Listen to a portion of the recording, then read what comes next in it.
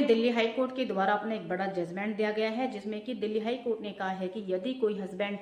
विदेश में जॉब कर रहा है तो उसकी इनकम को भारतीय मुद्रा में चेंज करके यानी कि बदलकर उससे भरण पोषण की जो आय है उसको तय नहीं किया जा सकता है। इसमें मामला यह था कि फैमिली कोर्ट के आदेश को हस्बैंड और वाइफ दोनों के द्वारा हाई कोर्ट में चुनौती दी गई थी, जिसमें कि जो फैमिली कोर्ट था उसको यह आदेश दिया था कि वह पत्नी को 50,000 रुपये मेंटेनेंस के तौर पर दे, लेकिन इससे न तो पत्नी संतुष्टि और न ही हस्बैंड संतुष्ट था। तो उन दोनों ने इसकी चुनौती हाई कोर्ट में की, जहां पर पति के द्वारा अपना यह पक्ष रखा गया कि उसकी जो वाइफ है वह एजुकेटेड महिला है और काफ़ी अच्छी एजुकेशन रखती है और उसे अन्य फील्ड की भी जानकारी है और वह बैंक ऑफ अमेरिका में 1 लाख रुपए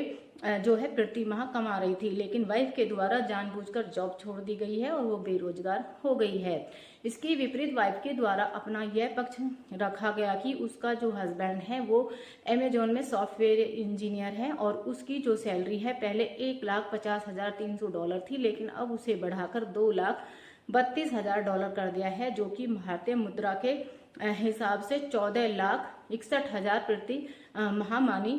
जाती है। साथ ही साथ वाइफ के द्वारा यह भी अपना पक्ष रखा गया कि 2021 से वे बेरोजगार है और उसके पास आय का कोई साधन नहीं है। इस पर हाईकोर्ट के द्वारा अपना तर्क यह दिया गया कि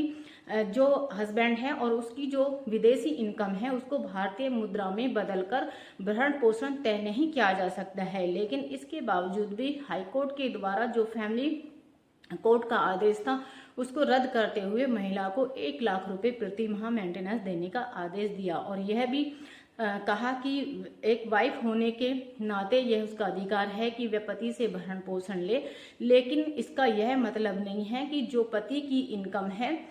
उसको सिर्फ भरण पोषण में ही दे दिया जाए। तो इसी प्रकार की लीगल जानकारी के लिए मुझसे जुड़े रहें, लाइक और फॉलो करते रहें। धन्यवाद।